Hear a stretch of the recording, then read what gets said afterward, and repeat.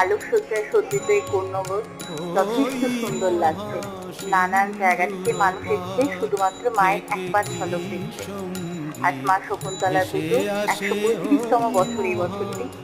একই রূপে দেখতে এখানে মায়ের ৭টি রকম পুজো হয়। লাস্টে মা শকুন্তলা বের হয় কুমোরটুলি থেকে। এই মায়ের বৈশিষ্ট্য, মায়ের ট্রিটমেন্ট, হাজারটার মতো বলি হয় এবং এখানে নানান জায়গা থেকে মানুষ আসে পুজো দিতে। আমরা ১২টার সময় পুজোর জন্য মণ্ডপে গেছিলাম। মণ্ডপকে দেখে এবং অন্য বছর দেখে স্পেশালি বলা বাহুল্য যে রাত ১২টা বাজে। এত গরমের মধ্যেও বিশাল বড় পুজোর লাইন ছিল, কারণ মা খুবই জাগ্রত। এরপরে মা পুজো শেষ করে চললো তার শ্বশুর বাড়ির দিকে। এই টাইমটা কন্যগরবাসীর মনটায় সব থেকে বেশি ভারাক্রান্ত লাগে।